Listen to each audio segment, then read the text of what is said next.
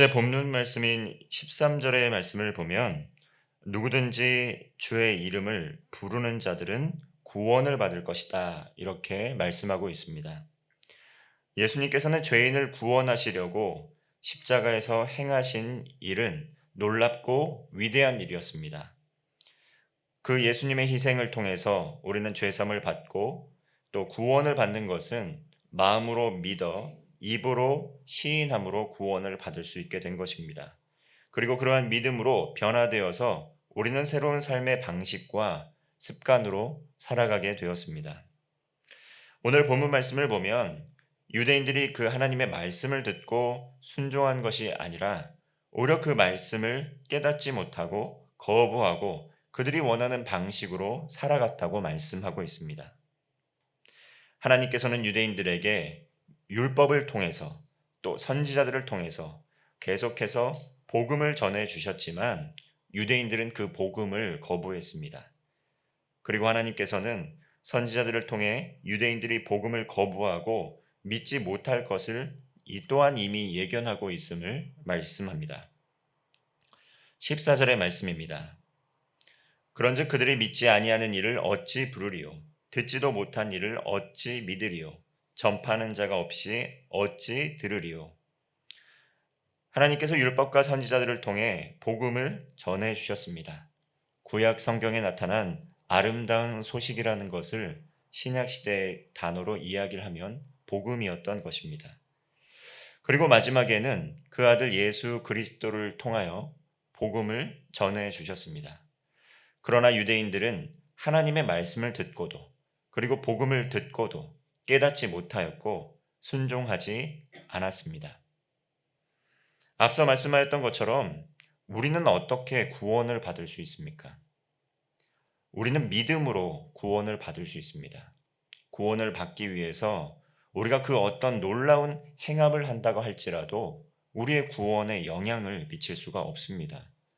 우리가 구원을 받게 된 것은 예수님께서 십자가에서 죽으시고 또 하나님의 뜻 가운데 부활하심으로 대속의 은혜를 허락하여 주시고 죄와 사망의 권세를 이겨내셨기 때문에 그의 이름을 믿는 모든 이들이 구원을 받는 은혜를 받게 된 것입니다. 예수님께서 이처럼 하신 일에 대하여 마음으로 믿어 입으로 시인하게 될 때 우리는 구원을 받습니다. 그렇지만 복음을 듣지 못하면 믿을 수가 없기 때문에 반드시 복음을 들어야 합니다. 여기서 듣는다는 것은 무엇입니까? 이것은 듣는다는 것은 그저 소리를 듣는다는 것을 의미하지 않습니다.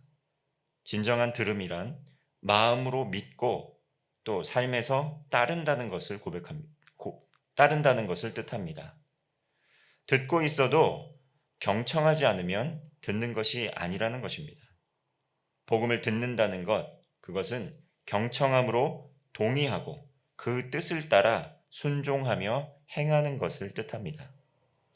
우리가 행함으로 구원을 받는 것은 아니지만 믿음으로 구원받은 사람들에게 반드시 진정한 하나님 말씀에 따른 순종과 행함이라는 열매가 나타나기 때문에 그렇다는 것입니다.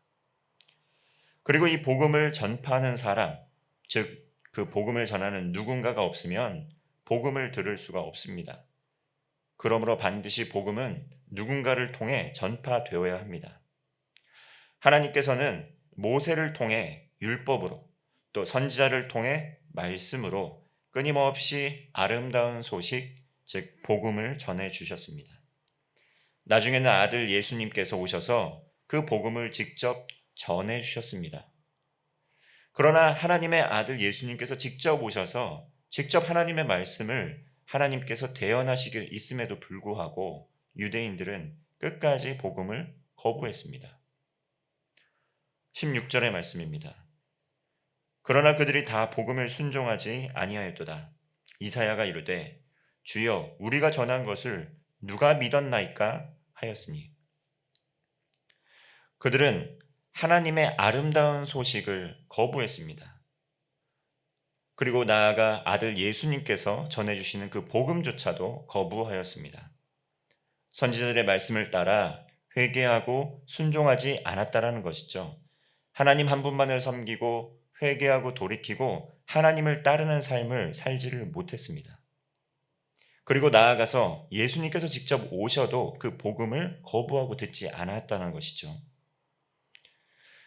그러므로 복음을 선포하여도 들었지만 믿지 않고 거부하는 사람을 부를 수는 없습니다. 유대인들이 선지자의 말씀을 듣고도 거부했지만 선지자들을 통해 전한 복음은 하나님의 말씀이었습니다. 그 하나님의 말씀이 예수님을 통해 전파되었다는 것이죠. 그러나 유대인들은 끝까지 그 말씀을 들었지만 깨닫지 못하고 끝까지 거부하였습니다. 15절의 말씀입니다. 보내심을 받지 아니하였으면 어찌 전파하려? 기록된 바 아름답도다. 좋은 소식을 전하는 자들의 발이여 함과 같으니라. 사도 바울은 이사야 52장 7절의 말씀을 인용합니다. 이 말씀은 고난받는 종으로 오신 예수님에 대하여 예언한 이사야서 그 말씀에 앞서 나타나는 말씀입니다. 하나님께서 예비하신 아름다운 소식, 그 소식은 어떤 소식입니까? 그것은 바로 예수님의 오심에 대한 소식이었습니다. 예수님은 어떻게 메시아로서 어떠한 삶을 사시고 어떠한 일을 행하실 것이었습니까? 고난받는 종으로서 십자가에 달려 죽으심으로 모든 이들의 죄를 또 사하여 주시는 대속의 은혜를 베풀어 주시고 또 부활하심으로 사망과 어둠의 권세로부터 그 이름을 믿는 자들에게 부활의 영광에 동참할 수 있도록 은혜를 전해 주신 것입니다. 이러한 복음이 있음에도 불구하고 유대인들은 자신이 듣고자 하는 복음만 경청했다는 것입니다. 자신들이 받아들이고자 하는 그러한 것들만 취사 선택해서 성경을 왜곡되게 해석했다는 것입니다. 구약의 성경에서 끊임없이 고난받는 종에 대해서 메시아의 오심에 대해서 여러 본문의 말씀을 통해 예고하고 있지만 자신이 보고 싶은 것, 자신이 믿고 싶은 것만 믿고 살아갔다는 것입니다. 오늘날 우리 그리스도인들도 그러한 모습이 참으로 많이 있습니다. 우리가 성경을 읽을 때 성경이 의미하는 것, 성경이 계시하고 있는 것, 성경이 보여주고 있는 그 예수 그리스도의 은혜를, 예수 그리스도의 십자가를, 그 예수 그리스도의 부활을, 예수님께서 어떠한 일을 행하실 것을, 그러한 것들에 관심을 갖는 것이 아니라 우리가 보고 싶은 것, 우리가 듣고 싶은 것, 우리가 믿고 싶은 것만 고집되이 부여잡고 신앙생활을 하는 경우가 참으로 많다는 것이죠. 하나님께서 진정으로 우리에게 복음으로 들려주시고 싶은 것은 무엇입니까? 그것은 바로 이 세상에서 우리의 삶에 소망이 있는 것이 아니라 오직 예수 그리스도 안에 생명이 있고 예수 그리스도 안에 소망이 있고 그 예수님을 붙들고 예수님과 동행하는 삶을 살게 될 때 진정으로 자유케 되는 삶, 진정으로 구원받고 영원한 생명을 누리는 삶을 살 수 있다라고 얘기하는 것이죠. 그럼에도 불구하고 우리는 오늘도 헛된 것을 부여잡고 또 헛된 믿음을 가지고 그러한 것들이 우리의 삶에 이루어지기를 아직도 고수하며 살아갈 때가 많다는 것입니다. 유대인들도 그랬습니다. 이스라엘의 왕으로 오신 예수님께서 그들을 로마의 압제로부터 구원해 주실 것을 믿었습니다. 그리고 그렇지 못한 예수님이심을 알게 되었을 때 그들은 가차없이 예수님에 대한 믿음을 버렸고 오히려 예수님을 적극적으로 핍박하고 십자가에 못 박아 죽이는 일까지 했다는 것입니다. 이러한 일들은 우리의 삶에서도 구원받은 우리의 삶에서도 일어날 수 있는 부분입니다. 우리가 원하는 기도 제목, 또 우리가 간구하는 그러한 것들, 소원하는 것들, 우리의 삶에서 이루어지지 않을 때 우리는 그 예수님을 가차없이 우리의 삶에서 제거하고 나아가서 그 예수님을 대적하는 삶으로 나아갈 수 있다는 것이죠. 그러므로 우리는 진정한 복음이 무엇인지 들을 수 있어야 됩니다. 로마서 10장 17절 말씀, 17절 말씀은 이렇게 이야기합니다. 그러므로 믿음은 들음에서 나며 들음은 그리스도의 말씀으로 말미암았느니라. 믿음은 선포된 말씀을 들음으로 생깁니다. 이처럼 유대인들은 그리스도의 말씀을 듣지 못하여서 믿음을 갖지 못하였다고 변명하지만 실제로 성경에서는 구약의 선지자의 말씀을 통해서 또 살아계신 예수님을 통해서 유대인들은 복음의 메시지를 수도 없이 들었습니다. 그리고 그 예수님을 직접 목격하고 부활의 증인이 되었던 사도들과 제자들을 통해서도 끊임없이 복음의 소식을 전해 들었지만 그것을 거부하였습니다. 18절 말씀입니다. 그러나 내가 말하노니 그들이 듣지 아니하였느냐? 그렇지 아니하니 그 소리가 온 땅에 퍼졌고 그 말씀이 땅끝까지 이르렀도다 하였느니라. 유대인들이 복음을 못 들은 것은 아니었습니다. 분명히 복음을 들었습니다. 그리고 복음이 온 세상 끝까지 또 선포되고 있었고, 그리고 오늘날 수천 년이 지난 오늘까지도 그 복음의 소식은 계속해서 전파되고 있습니다. 그러나 그 복음을 들었지만 깨닫지 못하였기 때문에 그들은 이해하지 못하였던 것입니다. 19절의 말씀입니다. 그러나 내가 말하노니 이스라엘이 알지 못하였느냐? 먼저 모세가 이르되 내가 백성 아닌 자로서 너희를 시기하게 하며 미련한 백성으로서 너희를 노엽게 하리라 하였고, 모세를 통해서도 복음을 전해 주셨습니다. 그러나 그 모세의 율법을 거부하였던 그 이스라엘, 하나님께서는 이방인을 통해서 오히려 유대인들이 시기하도록, 또 미련한 백성으로 그들을 노엽게 하도록 유대인들은 이방인들에게 오히려 고통을 받고 이방인들이 오히려 복음의 빛을 먼저 보게 된 상황이 일어났습니다. 우리 주님께서 먼저 고난받는 종으로 이 땅에 오셔서 그 유대인들에게 복음을 전하셨습니다.